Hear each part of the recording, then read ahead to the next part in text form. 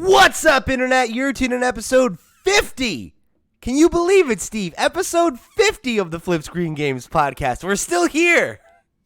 I know, it's crazy. 2 to go, and then we've been doing this for no, not really, because we've done extra episodes, but almost a year. We're a certain number of weeks away from 1 year. Yeah. It's going to be a special one. We'll do a special thing for the 1 year anniversary and everything. I'm looking forward to that. But this is a milestone in and of itself.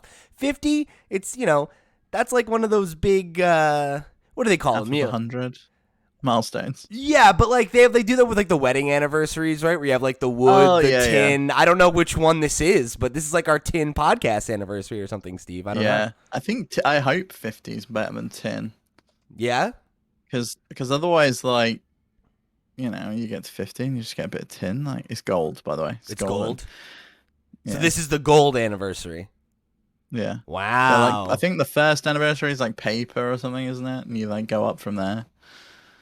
Eventually we get to like ruby and stuff. I like the idea that as soon as you have one episode of a podcast, you've reached the paper anniversary. It's like, good job. You've done the minimum viable product. Here you go. Well, or 1 year. Yeah, I guess this is our paper anniversary coming up for the 1 year.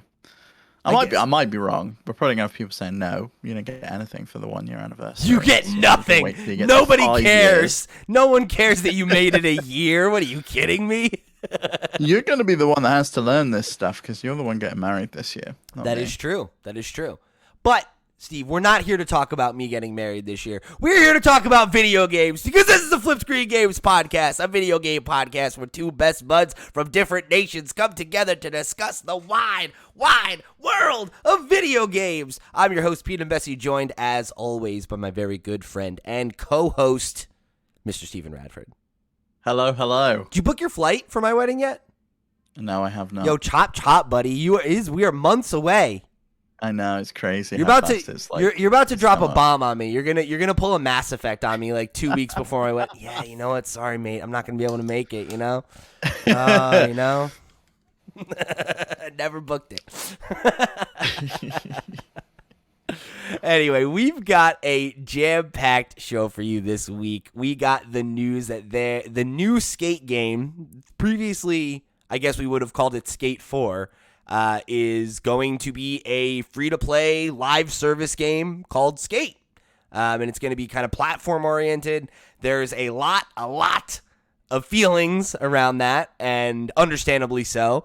And I'm very interested to talk about it. I've been thinking about it a lot since this news broke earlier this week, and I'm excited to chew on it with you in just a minute, Steve. But before that, let me remind you that this episode of the FlipScreen Games podcast is brought to you by our Patreon producers for the month of July. They are, of course, Christian Oliveria, Christopher Valenz, Gabriel Hasselmeyer, a.k.a. Asobi, Mary Berry, Smilky Shake, Wakahula, and Zaid Ida. Thank you all so much for your support over on patreon.com/FlipScreenGames. You're all the realest of the real, and we appreciate your support of this fine program. If you want to get your name read on the air, if you want to get early access to this and our sister show, Nintendo Noise, if you want to get access to our Patreon exclusive podcast, One More Thing, you got to head over to the Patreon. However you choose to support the show, we really do appreciate you. And of course, there are a bunch of ways that you can get involved, even if you don't have any money to toss our way. Head over to flipscreen.games. That's our website where you can find links to our Discord, our social media. You can find links to our email address if you want to write into the show. A bunch of ways that you can get involved, however you choose to do so. We're happy to have you. So let's jump into the start screen. This question comes from Andy Rads from the community, who wrote in and said, I've said this for a long time. It's okay buying digital copies of games, but what happens when they pull it? Now, this question was asked in relation to some news that was making the rounds this week. That Assassin's Creed, I almost said Cleed. Don't know where that came from. Assassin's Creed Liberation on Steam had an update that suggests that the game will soon be unplayable, even for people who own the game. So if you're not familiar, Liberation was I believe it was PSP, or was it Vita? I can't quite remember. It was the Vita title. It was the spin-off of Assassin's Creed 3. Yeah. Yes. Thank you. Yeah. And it for a long time was only on Vita. It a couple years ago, it made the jump to other platforms, and they kind of did and it's also in the remaster as well. of But this Assassin's is the Creed 3. original one. Yeah. Right. It's included as a bonus there as well. So this ended up making a bunch of waves, right? The original story reported that there was a notice, and it said, at the request of the publisher, Assassin's Creed Liberation HD is no longer available for sale on Steam. Please note this title will not be accessible following September 1st, 2022. So that is when that the news initially broke. And again, I think people were like reasonably concerned about that, right? It's that like it is setting like a concerning kind of precedent, this idea that a publisher could just revoke the license to a game that you already paid for. Of course, I would think maybe not anybody, but I think many people who engage with Steam or engage with PC gaming know that is the case, right? That like when you buy a game from Steam, you're not actually buying the game, you're buying a license to the game, which can be revoked. You agree to that? And not just Steam. That's any digital service. Marketplace. Sure. Yeah. Steam kind of, I guess, set that precedent, right? But that is what it is, right? Like that's how it works. And, I think a lot of people, do have concerns about that and right what that means. I think it's worth following up here that there were 2 updates to the story. Ubisoft did reply to the report and gave this report came from Video Games Chronicle. They provided them with a statement regarding recently decommissioning some games. And Ubisoft said, we don't take the decision to retire services for older Ubisoft games lightly, and our teams are currently assessing all available options for players who will be impacted when these games' online services are decommissioned on September 1st, 2022. We are also working with our partners to update this information across all storefronts, so players will be fully informed about the removal of online services at the point of purchase, as well as our support article where we shared the news. And then there was a follow-up statement where they basically said that Steam's information was incorrect and that the game will remain playable after September 1st, and said, as stated in our support article, only DLCs and online features will be affected by the upcoming decommissioning. Current owners of those games will still be able to access, play, or re-download them. Our teams are working with our partners to update this information across all storefronts and are also assessing all available options for players who will be impacted when these online services are decommissioned on September 1st, 2022. It has always been our intention to do everything in our power to allow those legacy titles to remain available in the best possible conditions for players, and that is what we are working toward. So, not quite the doom and gloom I think that people initially suspected, but I think either way, the question's been raised, right? Like, now that this has been put out there, I think it has brought it to people's attention that this is something that can happen at any point, right? And I think especially for people who are the pro-physical people, this feels like a big feather in that cap, right? Of like, this is why you buy physical. Yeah, but that's not usually an option on PC anymore since Steam's ubiquity.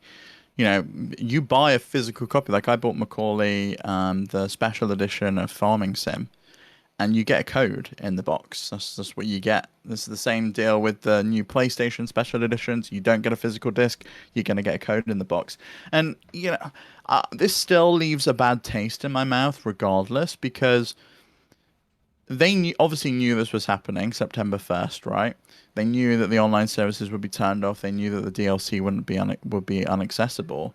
We had the Steam Summer Sale up until last week, and they put this game on sale without the notice, without letting anyone know that if you bought this game on sale after September 1st, you wouldn't be able to enjoy the DLC or the online services that went with it. And that just, for me, is just a really shitty thing to do to your customers. You're trying to get people in and sell it on like a fire sale at the last minute before you take it out or off sale not 2 weeks later. That, I feel like, is an interesting thing because it's like, the game is still playable, right? Like, I don't know how significant the online functionality is, but this to me like doesn't feel, and again, I'm shooting from the hip here, haven't played the game, can't speak to that fact. If I'm incorrect, please correct me. But this to me feels like pretty akin to like Mass Effect 3 for example, right? Where it's Yeah, like but that game's multiplayer functions no longer work, right? But you can still play the game. Like the game itself is still playable. well, we had that story this week as well that EA is finally getting rid of BioWare points, and their solution is to just make the DLC free for everyone. Yeah. Anyone that wants the DLC, you can just download it through EA Origin instead.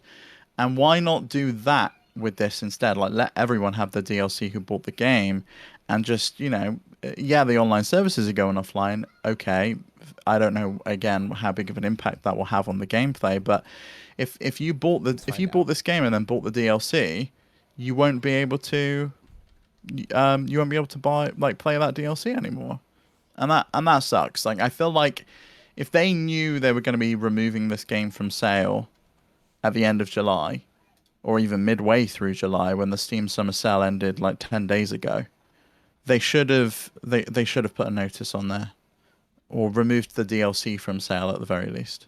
Agreed. Yeah, it's very interesting. I can't. I'm looking at the game's Wikipedia page, and I actually can't find any mention of like what the online functionality actually is, which is interesting. I don't know, because I don't know how much this is actually going to like impact players. I guess is more my question. Not to disagree with you that like that not warning people about this before the sale and everything. Because like if I bought DLC and then all of a sudden it wasn't usable, I'd be annoyed by that.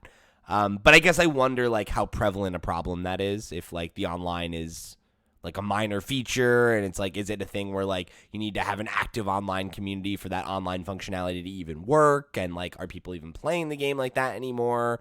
I think those are questions worth answering. Yeah. But I think the point though, right, is like the principle of this is still concerning, right? And I think that's like people are not wrong to feel some kind of way about this. But I was talking about it with Andy in the Discord, right? And like, I think the unfortunate thing is, because like looking at specifically the phrasing of this question, I've said it's okay for a long time. It's okay to buy digital games, but what happens when they pull it?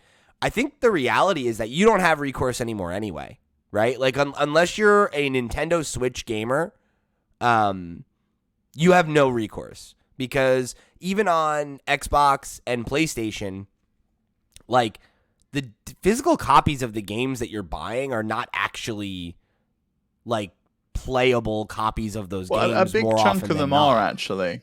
Digital Foundry did a video on it where they tested to see which games had like playable content on the disc, and there is like a big chunk. I think they determined it was about 70% of the discs that they checked had the game on the disc, but they are not like fully patched games. And if those patches get removed or the online services get taken offline in some instances, like Gravity Rush on the PlayStation was one of the games that of recent memory was most egregious, because the Gravity Rush 2, they didn't leave the online services up for more than a year, right? And they were quite integral to the gameplay in that title. So it was kind of strange that they put that game up, didn't even give it 12 months, and then took them offline, and then put the game onto PlayStation Plus.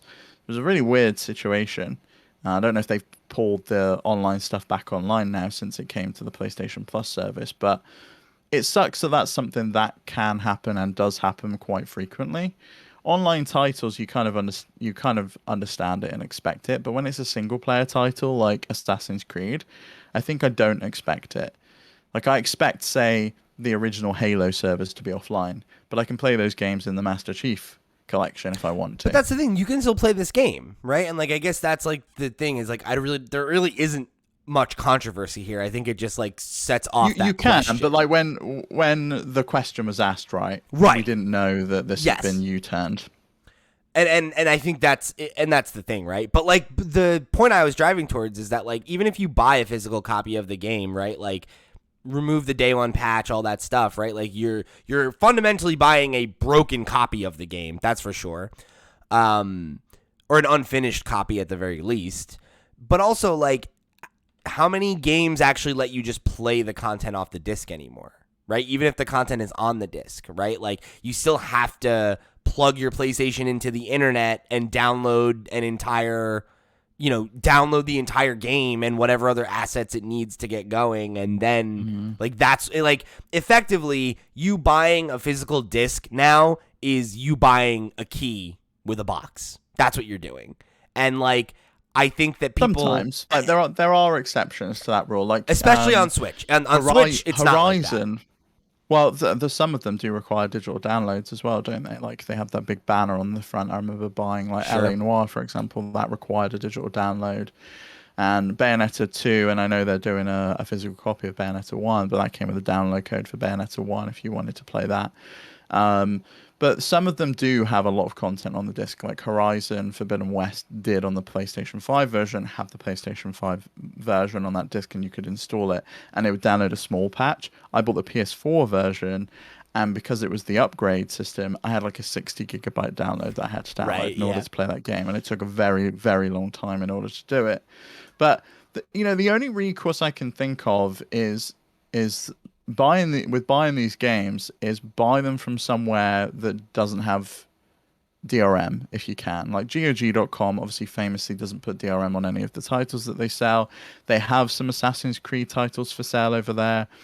And I think if you can buy it from there, you can store that exe file, you can store that download, and it's yours forever. You can put it on a hard drive, you can archive it away, and you never have to worry about it not being playable again.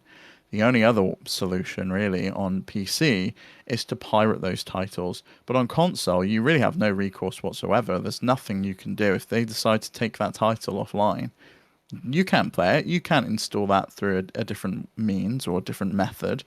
You really only have the official routes that you can go on Xbox and PlayStation and on Switch. And it sucks. Like these are titles that people spend a lot of money for. And now, the precedent is being set that these are $70 games in like what, 10 years time? We're not going to be able to play it because that's how old Assassin's Creed Liberation is. It's less than 10 years old, and you just, if this had gone through, you just wouldn't have been able to play that title. At least not that way, right? Because you had the HD version of it that you could. Yeah, but you've got to buy it again then at that point. It's like, so I've got to buy the game again in order to play it. And that sucks as well. People feel like, oh, I've already paid for this. Why should I pay for the title again?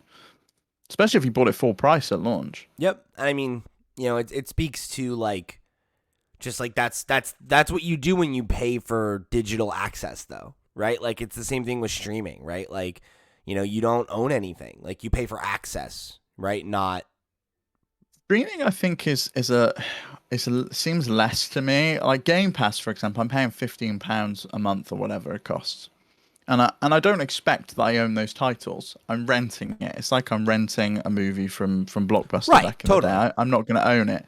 But when I pay for the title, when I pay 50, 60, 70 quid for it, I expect to own it and have it for the foreseeable future, if not for the rest of my life. I want to be able to access that title, and I think this was just a fuck up on Ubisoft's part that they decided not to tell the customer during the summer sale, a week before they took the game, removed it from sale on Steam. And they decided, and like the wording, whether that was a miscommunication between them and Steam, or whether that was what they requested and they U-turned on it, and we don't know moving forwards. But either way, we got this drama around it when it possibly wasn't even necessary. They could have just said, you're not going to be able to access the DLC or online services, and those online services are possibly minor because we can't even find out what they are. Yeah, right. So I think ultimately there's not really any major loss here, right? But it does, I think, illuminate a thing that a lot of this is what the physical crowd is afraid of, right? But I think ultimately, unfortunately, physical games are going the way of the dinosaur. They are a thing of the past. They are a relic. And I think that the fact that they still exist this generation is appeasement. I do not think they will still exist next generation. I really don't. Yeah, I would agree with that. I don't think the PlayStation 6 and whatever the successor is to the Xbox Series, I don't think either of them have disk drives. I just don't. Nintendo might be the holdout. I think so. Yeah. I think a portable console could be the holdout just due to licensing and like how do you check that people have ownership of that console? Like the Steam Deck, I don't know if you've had it where because I share a Steam account with my partner and they sometimes want to play games on the PC and it will boot whoever is playing first, it will boot you off if someone else launches it from a different machine. Right.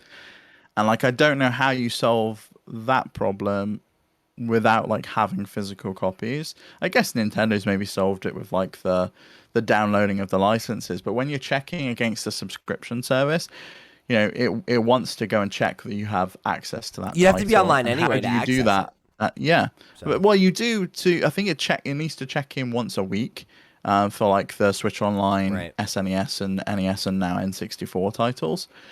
But if that's going to be the future, which seemingly it is, because Xbox and PlayStation have gone down that route, we've seen Nintendo doing it with the expansion pack. A solution needs to be made, and internet at the moment, I think in a lot of places, just still is not fast enough for people to enjoy streaming in any meaningful way, and downloads take a very, very long time. Like forget I really about struggled. streaming, let alone like downloads, let alone if you live in like I mean you even have trouble with it, but like if you live in like the rural part of the United States. Or even like shit, like I have buddies that live in New York City that have terrible internet because the internet infrastructure in both rural places and super dense places are shit in a lot of countries and parts of countries, like I have wonderful internet, but like if I lived in a different neighborhood in Philly, I might not. Yeah. Yeah, it's terrible. And I was very staunch, like, I always buy physical, but Game Pass has really kind of changed that for me, and the same with the Steam Deck. The convenience of digital, and when digital is cheaper, it makes a lot of sense. Well, the problem we have here in the UK, and I think the rest of Europe, digital is usually more expensive on console. You're paying full price. You're paying like $70 or €80 for a title when you can go on Amazon or you can go to another retailer and you'll get it for like 50 or 60. Right. And those are such massive savings that it's hard to turn down a physical version, even if it's less convenient for you, even if it is just a key on a disc, and the fact that you can resell that game if you wanted to. Like if you finish the game and you want to resell it. No, I very rarely resell games, but I mean, I got rid of a bunch of like old PS3 titles because I wasn't playing them, like a load of old Call of Duty games or whatever. I got such a little amount for it, but it helps to go towards another game that I might not have bought otherwise. But yeah, I don't know what the solution is for this. I don't think there is one. I think we just kind of have to accept that sometimes we're kind of being held over a barrel by the publishers, and it's just that it's their decision at the end of the day. Yep, that's And we had a similar thing, right? With remember when the GTA remasters came out, and they delisted the old versions of the games that were actually decent, and you can install mods to make them look better. Yep. And they had to U-turn on that and bring them back because the remasters were such a monumental disaster that people were crying out for the originals to come back. Yeah, and I mean, I said this in not so many words about a similar situation on Nintendo Noise this week, but I think ultimately, right, like when it comes to this kind of thing, if you paid for something and one of these publishers is going to try and like take it away from you or make it so that you can't play it in the format that you want to or that you paid for, then, well, that's why piracy exists. And I'm not necessarily advocating for that, but that's why people pirate software, right? Like, if I wanted to go and play Vice City right now, I would go download it on my Steam Deck, not get the remaster, because the remaster is garbage, right? And like, it's like, people don't want to deal with that. They don't want a worse revised version of a classic game. They want the classic game, and like, or a good revised version of it, right? And yeah, like Diablo 2 was a phenomenal remake, great example. And I was very, very happy with that. And ultimately, I think like if they're not creating a compelling product, the market will solve that, right? Like gamers and the community that exists out there to preserve and share games that are historic, it's thriving. So, I think ultimately, like right now, that is unfortunately your best bet in a lot of cases in terms of like trying to get something that's authentic and everything. Because like the shitty thing is, right, that like even if you are someone who's like, I own a CRT, I own retro consoles, I own cartridges and discs in it. Well, guess what? That's all gonna break down and rot anyway, right? Like nothing is forever. So like when it comes to the preservation of video games, like a huge part of that, because frankly, the publishers don't care, right? Like it falls on us. It falls on the community. It falls on the fans to preserve that art and make sure that it's there for us when we want to go back to it, but for future generations as well, for research and historical context and, for the sociological value of these games. Mm-hmm. So yeah, it's all bad, really. Like you keep buying physical if you want, but like that is a ticking clock, in my opinion. Yeah, and you can see that with like niche publishers who are set up to publish these physical games, and they're doing limited runs. People like limited run games or super rare games. I wonder what happens to them reserve sooner than later. Because like if next generation we don't have physical copies anymore, does that whole cottage industry just like disappear? Because like yeah. Or do they keep selling collector's editions with keys and stuff? Yeah, you could do, but like it's not the same thing. Yeah, and I feel like publishers do a very good job on that because they realize they can capitalize on fans in a very good way for not a lot more money on their part for manufacturing these special editions.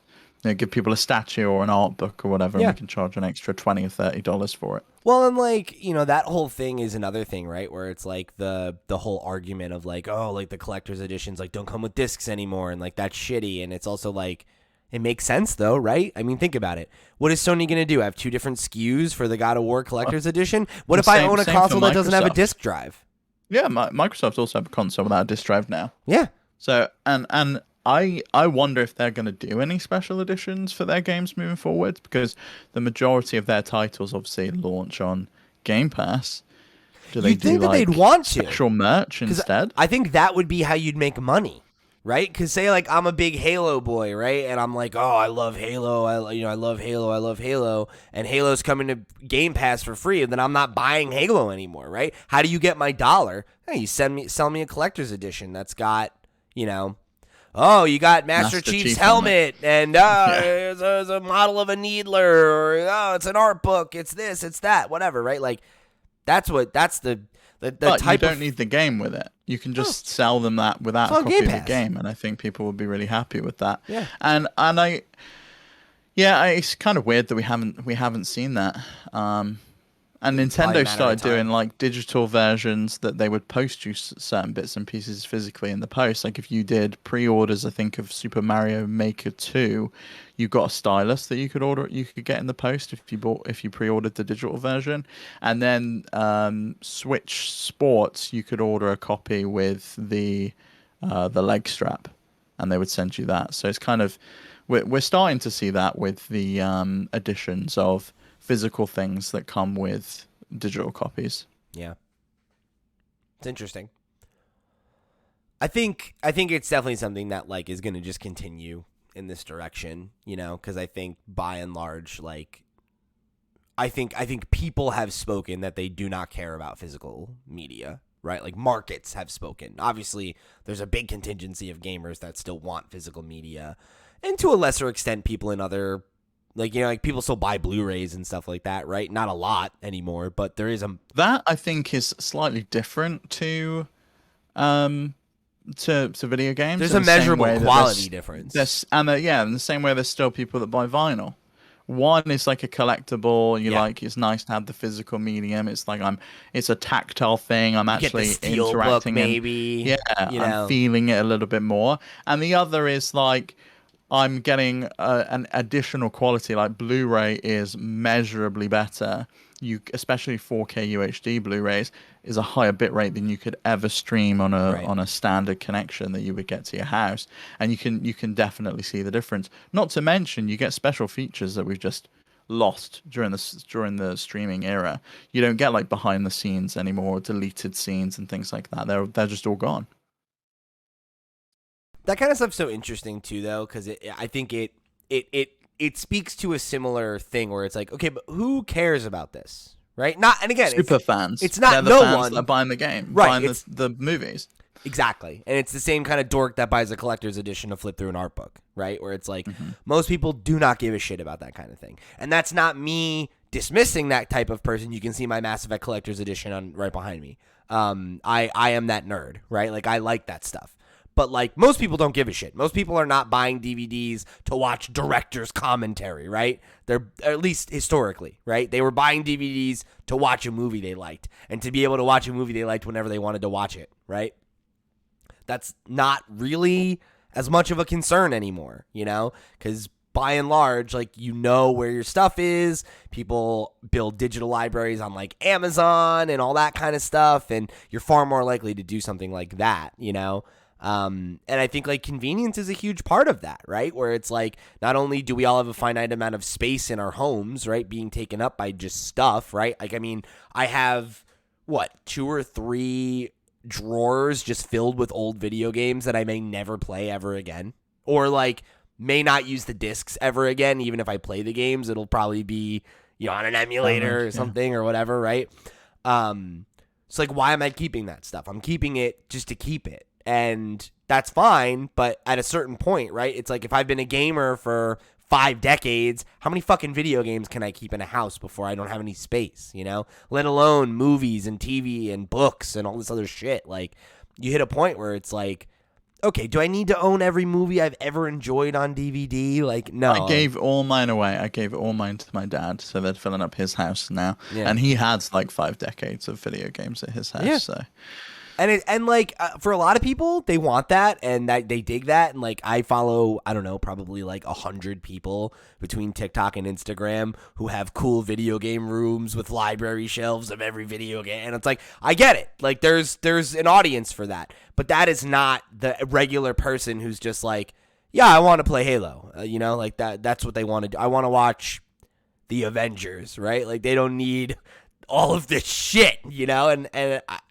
I think, like, the more that publishers can make collectibles for the collectors and the path of least resistance for the folks that just want to play the game and move on, I think that's what they're going to do. And I think the collector's editions are going to get, hopefully, higher quality, but, like, I think just more, and they'll cost more, and they'll sell to less people, you know? yeah, more of a niche thing. And I think that's fine. Because it's a way for them to recuperate costs a little bit more. But I feel like the streaming services are obviously successful to a certain extent. I mean, they're doing well for the platform holders, but whether the smaller developers and publishers are getting the same level of value out of it than them, I don't know yet. I think they're inevitable. You know, I think as soon as Netflix created the paradigm shift that it created, like, I think that the idea of like a streaming based platform for pretty much every medium is more or less inevitable. And I think it's going to be... I mean, even prior to like Netflix, we had Spotify before that, and it was just like, great, I can listen to anything and just type it in and it plays. I don't even need to download MP3s and like try and find a good copy anymore, like I did with LimeWire or having a Napster dedicated device, like all that kind of, you know, Yeah. like that totally eliminated that industry. And like, I think that's where we're going with video games. I think the only reason we haven't gotten there yet is because the infrastructure isn't ready for it, and I think that there are large swaths of the consumer base that were not ready for it, but now they are. They're being trained to engage with Game Pass. They're being trained that, oh, Game Pass is, you know, like, I can't tell you, I was just hanging out with like it's a really old good one of my best friends. It's my roommate in college. I was hanging out with him, and he just got a PS5. And we're talking about PlayStation 5, and I was like, you think you're going to get an Xbox? Like, he's like a big Bethesda fan. He loves the Elder Scrolls. He's like a huge Skyrim fan. I was like, you think you're going to get an Xbox? And he's like, well, I got a gaming PC. You know, I can play all the Bethesda games there if I need to. Like, I don't know that I need an Xbox. And I was talking to him and I was like, well, you know, like, totally get that. You're probably right. But I know you just got this new TV that you like. I know you've been like really trying to make your living room like a fun, cool, like relaxed place for gaming, and you don't want to be on your computer all day because he, like us, is on a computer all day. He works from home. He's got that same kind of like, I don't want to play PC games anymore now that this is my lifestyle. And with that, I'm like, well, I mean, you could do the Xbox, the layaway program. I forget what it's called. You did it. All access. The all access. Layaway. Like, yeah. I think layaway program's just a way better name. They should change it. The Xbox layaway. And I was like, yeah, I mean, you could do that, and you could make like a $20 a month payment and have Game Pass and get all these games for free. And he was just like, oh shit. He's like, that's actually a really good deal. And I was like, yeah. And he was talking because I had mentioned I was replaying Dragon Age. And he is also a massive BioWare fan like I am, and he's like, oh, I've really been wanting to replay those lately. Like, I just replayed Mass Effect, and like I wanted to do Dragon Age, but like I don't, you know, like I don't know like what the best place to play them is right now. And I was thinking about doing it on my PC, and I was like, well, if you get an Xbox, they have FPS boost and smart delivery, and I was playing it, and it's locked at 60 FPS, and the cutscenes like look fucking like compressed, but everything else looks like it's brand fucking new, and the loading screens take less, like a fraction of a millisecond, you know? Then he's like, oh shit, you know? And it's like, this is all stuff that like, as somebody who's not done it, right? Like, haven't really been trained yet, but like, you hear about it and you're like, that's an insanely good deal. Like, why wouldn't I get in on it? Why wouldn't I? You know, and like now we're evangelists for it. I'm out here tell everybody to buy an Xbox and get Game Pass. Why wouldn't you? You know? And I think it's just a matter of time until everyone else figures it out. And like, I think it's going to be similar to the streaming race, right? Where it's like right now, Game Pass is Netflix in the Gen 1 of streaming services, and they're like the only game in town, or the only good game in town, and there's a couple other competitors that are like, whatever, this is fine, it's a lesser version of Netflix, maybe you get some different stuff on it, but whatever, right? Like EA Play and Ubisoft Plus, and even PlayStation, you know, like those, like, you know, PlayStation feels like Hulu when it first launched, where you're like, why would anyone have Hulu? And then like they figured out what their niche was, and it's like, oh, okay, now they fit in, right? And that's what's gonna happen. Like, everybody's gonna make their play. A couple of them are going to survive. The ones that don't are going to consolidate and either come together or get in line and join Xbox or join PlayStation and get under somebody else's banner. And I think it's going to just go like that. And eventually, when it becomes more ubiquitous, your EAs and Ubisofts and whomever else is left that hasn't been bought up by somebody else will probably try to do their own version of it and try to be like, here's our thing and here's how you know, whatever, like. I think it's going to follow that exact same trajectory. I think the only reason it's going to take longer is because video games are fucking huge, and moving that amount of data through the cloud is harder. And, you know, streaming a game that's 100 gigabyte game that's trying to run 4K assets and everything is like, it's a tall order. But like, it's only a tall order for a couple of years. Latency. Like, I'm not interacting with a Netflix movie to the point where I need it to feel like super snappy. Right. Like, I need that instant response. Like, I don't mind if I put a Netflix movie on and it buffers for like 2-3 seconds before the movie plays. Like, you get that little loading icon and then it starts to play. That doesn't matter because I'm not going to be like moving the sticks and expecting like the character on the screen to move. It needs to feel instant. It needs to feel fluid. Like, let alone that you have a whole culture in video games around people streaming games and like having to stream games that you are streaming from a like that gets messy. Like, Stadia should have fixed this problem. They had that such a cool idea in mind, and they never fucking implemented the technology for it. It was meant to be that I can stream directly from like Google's data centers where they're streaming the game to me. They're also streaming the game to YouTube. And like Amazon could do it with like Amazon Luna. They could do the exact same thing to Twitch, but they haven't fucking capitalized on that either. It makes no sense to me that they haven't done this yet. Do you remember? I remember like back in the day when we were doing the podcast. I remember we did an episode about Stadia, and I remember you and Pixel were like, "This won't even be around in a year," and I was like, "It'll definitely be around for several years, but it'll be dog shit like the whole time. Like it'll never be good, but it'll just linger around." I can't believe this shit still exists. Who's playing games on Stadia? Yeah, it was such a bad play to like charge for the service and then also charge for the games. It was like, why would people? It's like, what are you on about? Like, no, like that's insane. Why would I do that? Yeah. How would you like to pay twice as much money for an inferior experience? They have very few titles as well. Like they had Ubisoft games and like small indie titles, but very little else. And they like I'm canceled all looking the through games their they were library making. now. Like, right? Like, didn't they close all the studios they started? They did, and like one of the studios now is now like a PlayStation studio. Oh yeah. Jade Raymond's studio. Jade right? Raymond's, yeah, she left Stadia, started a new studio. They just got acquired, like finalized, and is now part of the PlayStation family now. Yeah, I mean, it's the whole thing, right? Like, it's kind of insane because like it just speaks, I think, to like how bullish these companies get about like, yeah, like video games. There's big money in video games. It's like, just read Jason Schreier's book and read about how Disney was like, there's big money in video games, and they're like, but there's all this investment and overhead, and like managing a studio is a lot of work. And you'd think Google would know though. And like, yeah, they should have. They should have easily been able to know that it was not a worthwhile business for them to get into because they were not going to commit. I think they could have done well if it wasn't just streaming.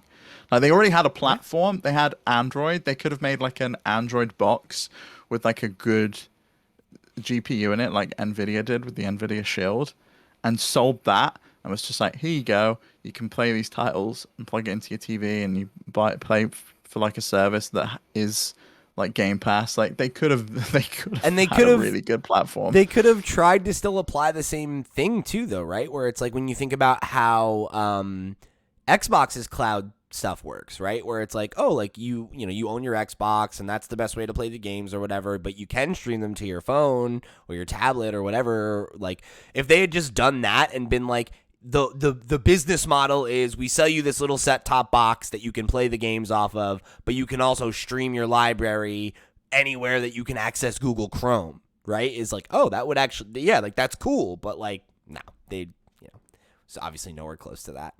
But I think the next 10 years, right? Like that's the thing we're going to be talking about is the streaming wars and who's winning and who's investing properly and who's amassing enough IP to compete when, all it becomes is you selling access to your library, right? Versus this whole a la carte model that we've become accustomed to. I don't think that that's necessarily going anywhere, but like, I think more and more it's going to be about how many video game streaming services you are subscribed to in the same way it is. Yeah, which is what's happening with like the TV space, Paramount Plus, HBO Max, Disney Plus, all the new players in the industry.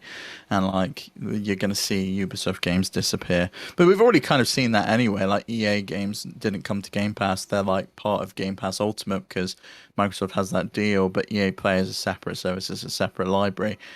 The same setups over on the PlayStation side.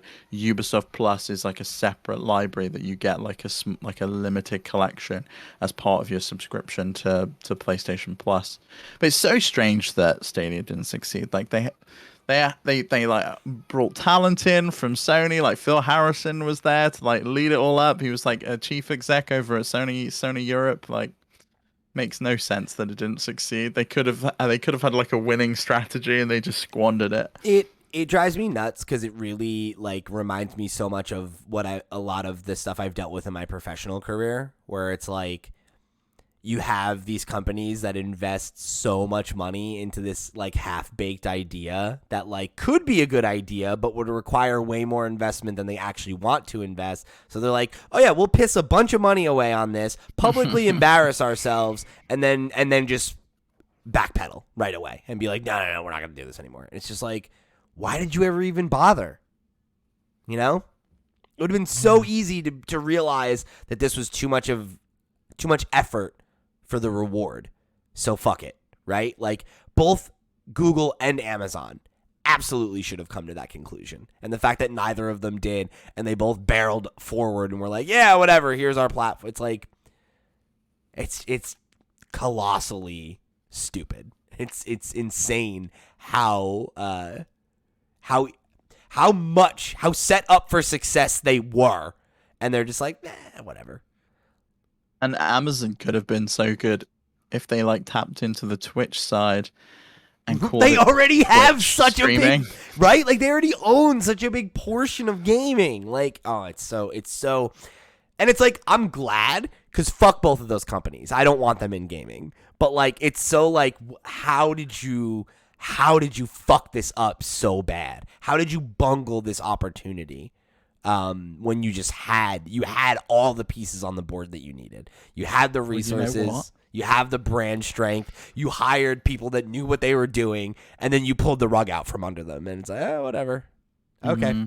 Whatever. You know what? I haven't tried Luna. It really looks quite compelling. Like, there is a thing you can broadcast directly to Twitch from Luna, and you like set your smartphone up as the microphone and camera, and it will like directly stream for you. Really fucking cool. Maybe it gets good eventually, but the fact that like Ubisoft Plus alone is $18 a month, and then Luna Plus is $10 a month, and then you also have to pay for like a retro channel, which is $5 a month, and Jackbox is $5 a month. It gets very fucking expensive. It's a bad deal. Anyway, my money's on Microsoft to take the crown here. They've been playing just the longest game imaginable, and I think it's like you can see those dominoes, right? To me, to put a pin on this conversation, I feel like everybody else is still putting all their dominoes in a row, and Xbox has an insanely intricate pattern that's taking up an entire basement floor, and they're just like, one day they're gonna push it over, and it's gonna be just a picture of Master Chief. Yeah, and like Phil is just sitting there with his finger next to the first one, just like, we're like, he's touching it already, right? We're right on the precipice. We're right on the precipice of that, and they're like, hey, we're just quietly amassing a war chest, quietly indoctrinating people to this system, and they just need a handheld play now, and I think they're done. They already have one. It's just not done yet. Yeah, the thing is, though. like, but like, how long until it is, right? Like, say in the next 5 years they nail it, and any Android phone or Android tablet works as an Xbox handheld, right? Or they partner with a Steam Deck or like an NVIDIA or some other third party to be like, here's an Xbox branded Android based console that exists to use, whatever, right? Like, I bet you that's coming at some. They already did the TV thing. Like, they did the TV thing with Samsung, and they were talking about that little puck that they openly like have acknowledged it existed, and they're going back to the drawing board to retable it and think about how it would work. Like, even imagine better, imagine that as a mobile solution where it's not a handheld, but it's like, oh, I'm going on vacation, I better bring my Xbox dongle.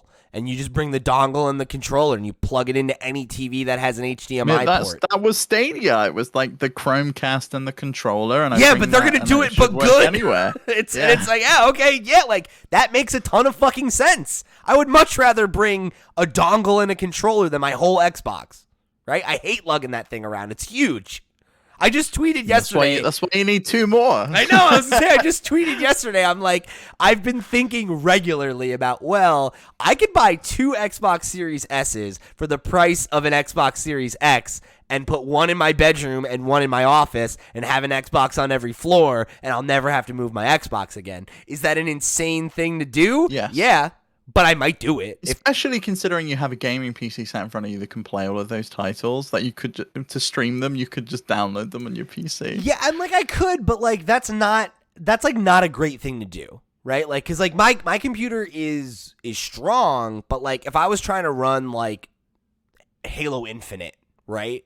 and stream it at the same time, Mm-hmm. that's pretty taxing, you know? And it's like you're beating down your I could run emulators on my computer, but it's easier to do it off Steam Deck and just plug it in and like let one device do the heavy lifting of the computer and let the other device just, you know, do the broadcast. Or I'm sorry, of the console doing the computing is what I meant to say. I'd love to try streaming from a Steam Deck at some point. Just install OBS and like give that a proper try, just as an experiment to see how it would work. Oh no, I've seen people do it. It works. It does work. It just depends on what game you're playing. But say you're just like emulating a PS2. Yeah. No problem. You'll be able to stream that. Okay. But anyway, point being, I like the idea of that level of convenience. So we'll see. I like if Xbox comes out with that dongle and it's like any good, like I'd be a prime customer for that thing. You have a Samsung TV, don't you? But it's only on the new TVs. Oh, is it? Oh, okay. Yeah. Any of the old, like it's literally every Samsung from now on has this. But if you have an older one, yeah, you can't update it. So. Which sucks, because if I could, that would be perfect. That's literally what I would do. I would just go install it upstairs and whatever, right? Like, it wouldn't solve my problem down here, but that would be fine. I'd much rather buy one Xbox Series S than two. Mm-hmm. I do think I'll end up getting one at some point, honestly. Which I know I'm a fucker, but whatever. Tammerwolf was replied and was just like, or you buy 3 Xboxes and give one to your good friend Sierra. And I was just like, I'm about to just. I think you should buy one for everyone. I know. I'm just gonna be Oprah. I'm gonna just buy a bunch of Xbox Series S's and just be like, you get an Xbox. You get an Xbox. You get an Xbox.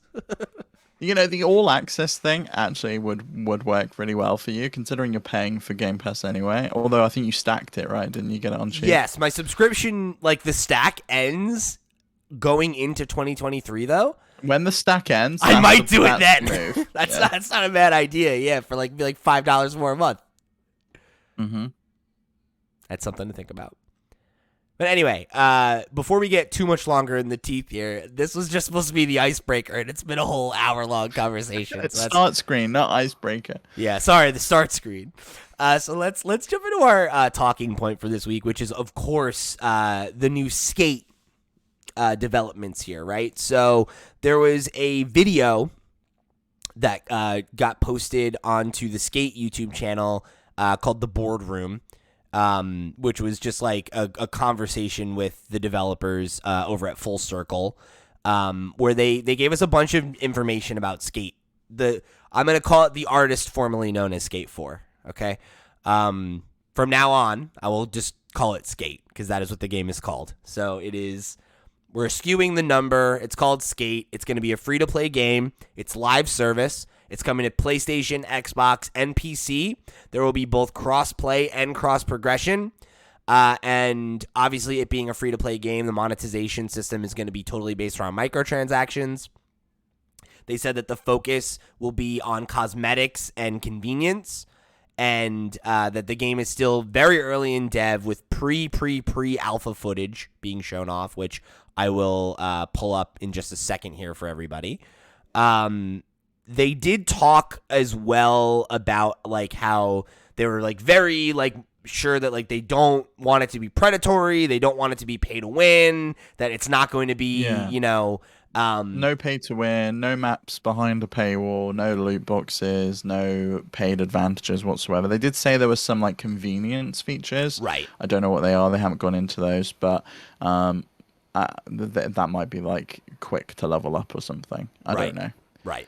So yeah, so it's interesting, right? Like it definitely sounds like different than I think what most folks would have expected. And I think, it definitely raised a lot of concerns for people. Oh shoot, I did it again. Oh yeah, the internet was not very happy about it. Every comment on the video is pretty much negative. I can imagine their dislike ratio is insane, but you obviously can't see dislikes anymore on YouTube. But everyone is very upset by the fact that this has been announced as a live service game. There's no talk of like a single player offline mode. It's all seemingly free to play live service, as if it's something like a Fortnite. Right. And I've been very interested to talk about this because I think it's a pretty this is driving me crazy. I'm sorry everybody. I'm trying to fix the window over here and it's giving me a little bit of trouble. It's interesting because I think I totally understand the trepidation, right? Don't get me wrong. I'm certainly not sitting here saying that there's no reason to be concerned, and like if I was a diehard Skate fan, I definitely could see that trepidation. I think the thing that I find very interesting, and that like I keep coming back to, is was summed up pretty well in a tweet from Imran Khan, where he basically said, I don't know how to tell you this, but like most of you would not buy a $70 skate game, right? And I think that there's an argument to be made there, right? That like I think there is value in publishers trying to figure out new ways to monetize AAA games that are in niche genres or that are an inherently more niche product, right? Where like, a game like Battlefield, right, has the potential to hit a really huge mass audience, to be like a really, really huge entertainment product, and to be like very, very mainstream. Whereas like Skate doesn't have that, right? And like, we talked about like the Mirror's Edge news and all that stuff, and it's like, what happens to games like that? And it's like, well, the reality is that like they don't really get made if they can't be viable, right? Like if the game is expensive to produce but it's not going to return on that investment, then the franchise dies, right? We never get a Skate 4 and we certainly don't get a Skate 5. So the idea of them trying to be like, okay, how do we take this game and create something that is still, gameplay wise, the experience that fans have come to expect, but also that, can exist in a way that is, financially viable in the modern era, right? Like, because there probably isn't a huge community of folks that are ready to spend $70 on Skate. But like, I bet you a lot, like millions of people will probably jump into it and try it if it's free. And if they like it, they'll invest, right? And you've seen it work for a lot of games, right? Like it's a viable model, and it doesn't have to be at the expense of the game being good, which is, I think, the other thing that, like, when you think of this, right, like, you think, oh, it's going to be cash grabby, it's going to be this, it's going to be that. And I think part of that is because it's EA, and they have that reputation, right? But, I don't think it's inherently something that is going to have to make this game bad. And I think if it works, it could be representative of a paradigm shift in single player, or quote unquote single player AAA games, right? Where it's like, I don't think they've said that this is single player at all. They're not once said that, and I don't think it is. Looking at all the footage, there's tons of people on the screen at all times. There's always multiple models. I presume each one's represented by another player, and I think this is a free roam online multiplayer experience, and I could see it working so well. Like, yeah, you have the experience of roaming around. Maybe there's a story mode that you can go along with in like fixed sessions with, the Destiny style, where there is a story, but I can play them with other people, or I can play it solo if I want to.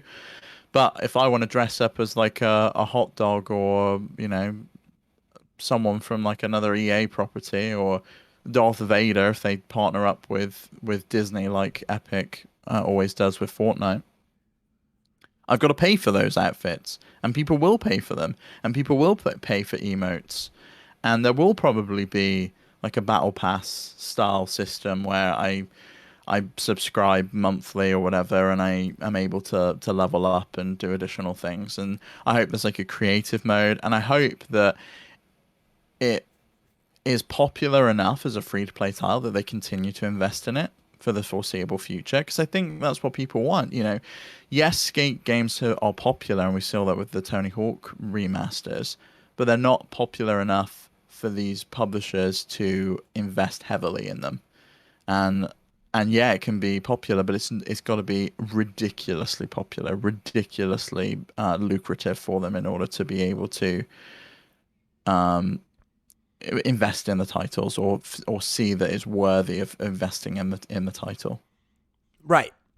And I think like as much hand wringing as anybody wants to like toss at like an EA or any other publisher, right? Like that's legitimate, right? Like they're a business, and like they make games to make money, and like they need to focus their efforts, their finite amount of resources on things that are going to make a return for them, right? And like that's why you're not going to see another Mirror's Edge, because they gave it another shot and it didn't deliver, right? And like this I feel game, like something like that would be great to come from an indie studio, and they publish it under the EA Originals title. That's the kind of thing that I could see happening. But they're not gonna have one of their key studios like DICE make a Mirror's Edge game unless they really wanted to. Well, and like there is the whole like, like when you're talking about Skate, right? It's like, well, is this a franchise that you want to get one game that comes out and is critically well received, but, doesn't sell enough, and then you just never get another one? Or like, do we try this experiment and try to figure out how do you make Skate a game that never goes away, right? How do you make it equivalent to like I want the Disney Skate adventure. Maybe someday.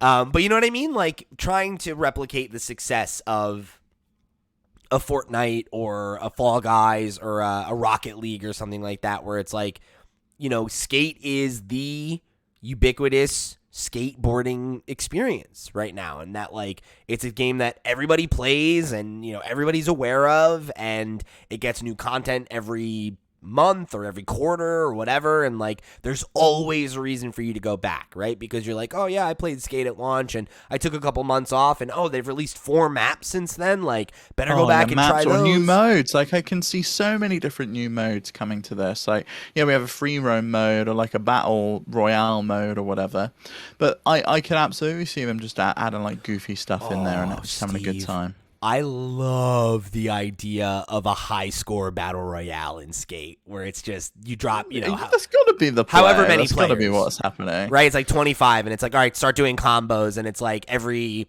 30 seconds, every minute, this player with the lowest score gets eliminated. The like rings closing in on you, and you've got to like skate over to a specific area. Shit, I wasn't even thinking about that, but that would work too, right? Where it's like, oh yeah, like parts of the map are getting closed off, so you have less options for getting more points, and everybody's on top of each other and like stuff like that. Yeah, that could be cool.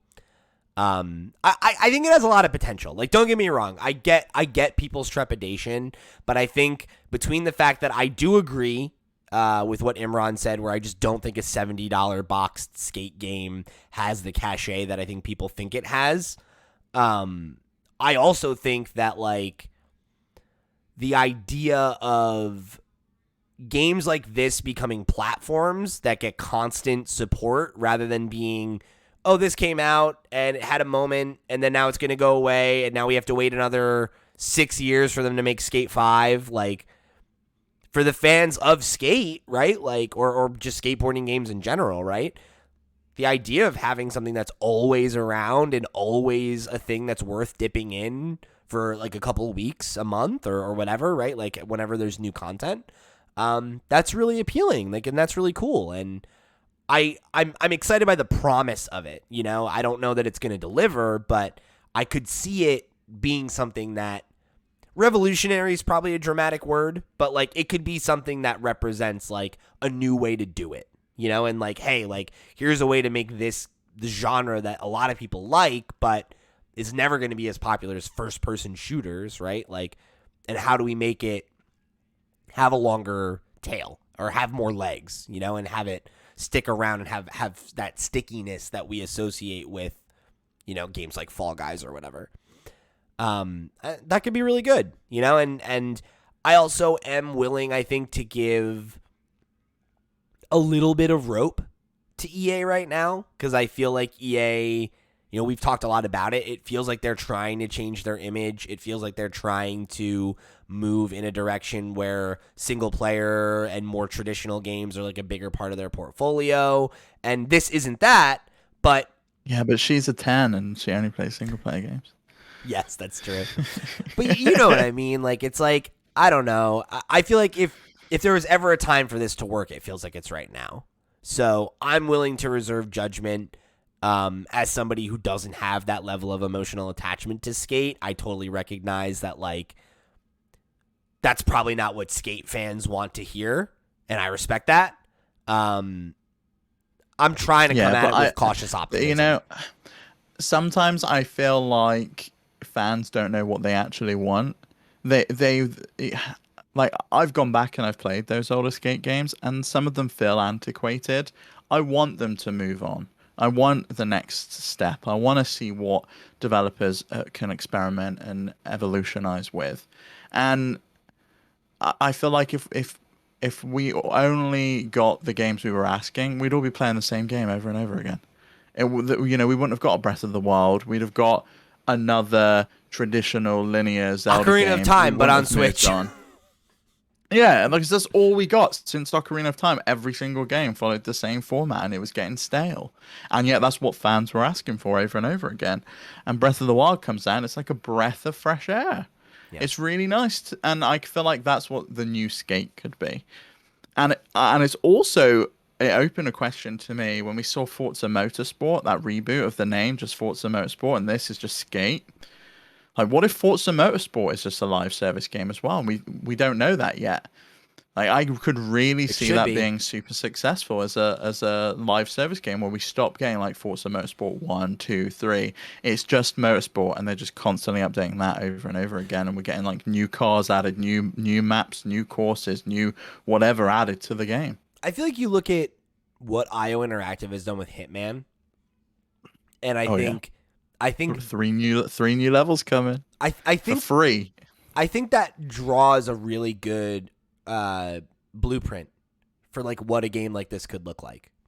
Like, what if that's like, think of Skate more like that than like Fortnite, maybe, right? Of like, yeah, like, hey, you bought Skate in 2023, and like in 2024.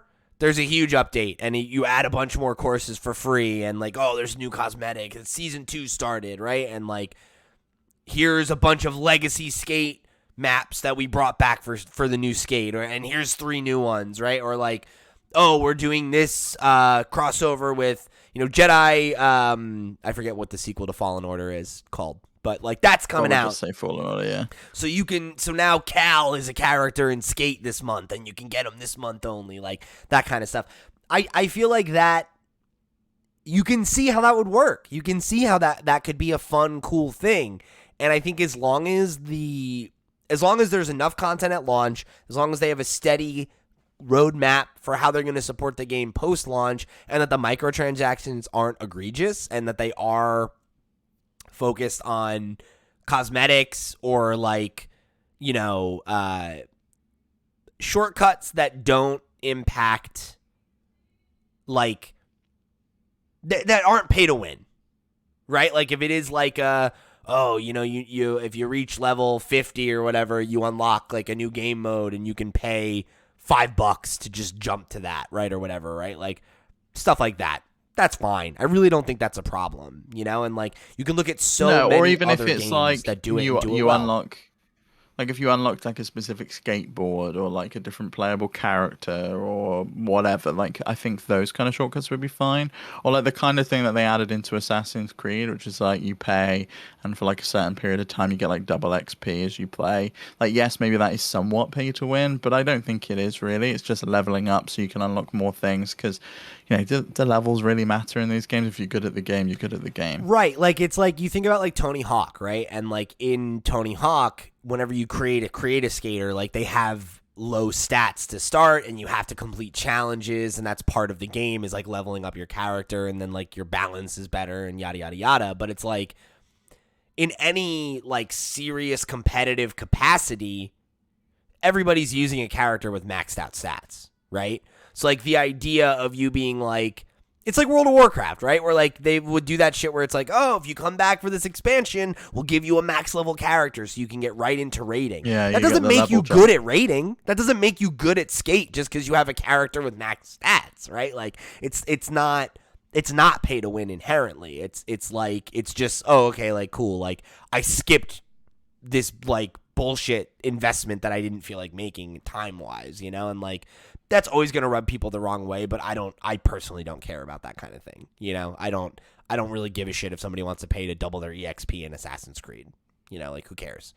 Unless it's like a thing where you're getting a real competitive edge in competitions, then like, you know, I don't see that as being a problem. No, I don't. And like that, you can do that thing. You can do that in Splatoon. If you go and play Salmon Run, the Grizzco thing, you get like tokens. You can go buy them at the like crab shack place, and you can get stuff like level boost or to get specific, like a chance of getting specific merch and things like that. Like it will give you double the XP or double the coins that you can then spend in the shop to go and buy additional like outfits and stuff. So there you go. Right. And I think like just having a system that works that way, but also includes, you know, real life currency as well as in-game currency. I mean, it works for plenty of games. It works for League of Legends. It works for, you know, whatever, right? Like take your pick. So I think that's okay. So I am very cautiously optimistic about this. You know, I if it comes out and it's a cash grab and it's this and it's that, like, will we be surprised? No, right? That's where the trepidation came from. But I think it has a real opportunity to do something unique and special, and that, you know, potentially shows us that there's a new way to monetize this type of game. You know, not even just skateboarding games, but like non-traditional AAA games like this. And I think that's good. You know, I really do. I think that's something that will only be better for the industry, especially as, you know, now that games cost $70, I think there is trepidation for people to take risks on games that are something that they might not buy, or that like they'll wait for a sale or whatever, right? And like finding a way to kind of like sidestep that for stuff that maybe doesn't have the same level of like marquee name recognition as like a Call of Duty or you know, a God of War or an Elden Ring or something like that, or a Battlefield, because that went really well for them. Sure. I think that is something that I think will probably end up proving a good thing for us as players and consumers if they can find more ways to monetize different kinds of games. It'll just mean more variety for us, and it'll hopefully make publishers feel less risk averse to be like, oh, okay, like there are other models that we can attempt with some of our IP that's been laying dormant, right? Or whatever. Maybe a traditional $70 boxed experience isn't the best way to sell every kind of game, right? And I think I like that we've seen more experimentation with that. Like Sony experimented with the slightly cheaper, shorter titles, and I loved them. Like, one, they're shorter. I don't feel like I've got to invest such a huge amount of time in to enjoy the story. And two, they're cheaper. Like, they're more accessible to people. You can just jump in and you can pick them up for like $20 less than you would for a full price title. But they still feel like they have the quality of absolutely a AAA executed game, you know? And yeah, and Nintendo's done the same thing with some of their titles, even in America recently. Like, some of them have been cheaper. Like Switch Sports, for example, was a cheaper mainline title. And I actually think this won't be trash. I think this will be really good. I feel like people still remember EA as having like that bad image back when it was during the period of time where they were like trashing single player games. Every like game needs to have a multiplayer mode. Every game needs a season pass. Multiplayer. You know, whatever. Yeah, and they've changed. And this is the publisher that gave us Apex Legends, and it's just like universally liked. Jedi Fallen Order. Any people, yeah. But like in terms of a live service game, I don't think anyone thinks that that Apex Legends is like a cash grab, or it's bad to play, or there is pay to win elements in. So I have a lot of faith in them in getting this title right, and I think fans will enjoy it and appreciate it. And I'll say this like I say it every time we talk about. I have a lot of faith in Vince Zampella, formerly of Respawn, because I genuinely believe he is a guy that gets it, and he's a developer. He gives a shit about video games in a way that suits that exist to make money don't, right? And not unilaterally, right? Every once in a while you get a good one like Reggie, but by and large, right? Like more developers in business roles. That's look no further than Iwata, right? Like.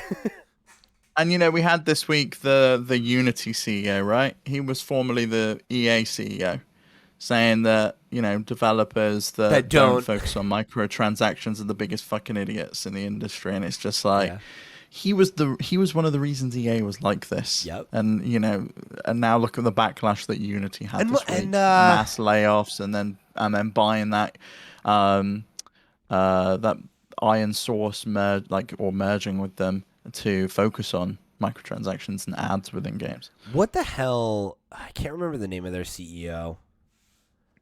The former CEO, because he was like that too. He was like a real Trip Hawkins. I think I am thinking of Trip Hawkins. And not that Andrew Wilson is like a ton better, but I can't remember. Like it was Trip, and then it was John Riccatello, right? And then Andrew Wilson took over. Well, we had Don Matrick there for a while as well, and then he went over to Microsoft, and then went to Zynga. Like Don Matrick came from EA to launch the Xbox One, and that went really great. Point being, there's been a string of bad leadership there, and it is what it is. But I feel like post the acquisition of Respawn and the installation of Vince Zampella on the board of directors, as well as him bringing in new people, I feel like the tides are changing at EA. I really do. And hopefully this will be one of the examples we point to when we're like, hey, EA is turning it around, right? Mass Effect Trilogy was great. Skate comes out. Hopefully it nails. Hopefully Mass Effect 4 and Dragon Age 4 are both great. We get the sequel to Jedi Fallen Order, and that's great. Like, I feel like they've got a couple of projects lined up that if they all hit the way that we hope that they will, I feel like the narrative around EA is going to change in a big way. And if it doesn't, that'll be bullshit, honestly. It'll be on gamers for not getting over it, because it seems like they're here to try and prove that they're not this big evil company that we think they are. And I hope so, because they have some IP I really love, and they have some really talented studios there, and I'd love to see them. And we got Dead Space coming around the corner. I forgot about that. Like, if these all hit and they're good and, they're making the right moves, like, hopefully that'll make people feel a little bit more confident that when they do announce something like this, to be like, okay, well, let's give them the benefit of the doubt, right? Like, let's see how it turns out. Not immediately coming at it with, like, trepidation that has been earned, because they've done this shit before, and, like, we all know how many great studios they've axed and how many IP they've killed, and, like, it happens. But it does feel like they're in a new era, and I want to hope for the best. Prepare for the worst, but hope for the best. Yeah, I'm quietly optimistic about it, I think.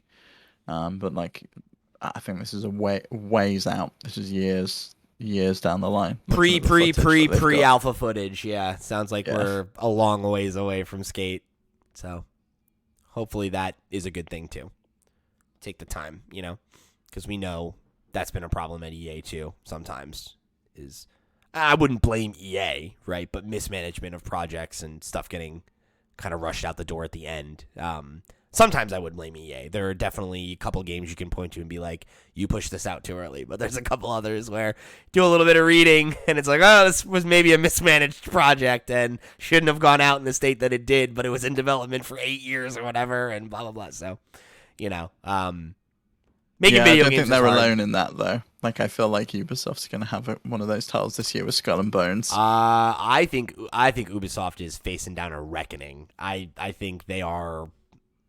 It feels like a lot of their IP are stagnating at the same time, and they're losing a bunch of people. And they've made some bad plays. Like the like NFT thing was them chasing the latest trend again, and once again they picked the wrong one or they were late to the party. It's just like and they it's they like, really they really misread the room a lot of times. and I feel like, Far Cry's lost its luster.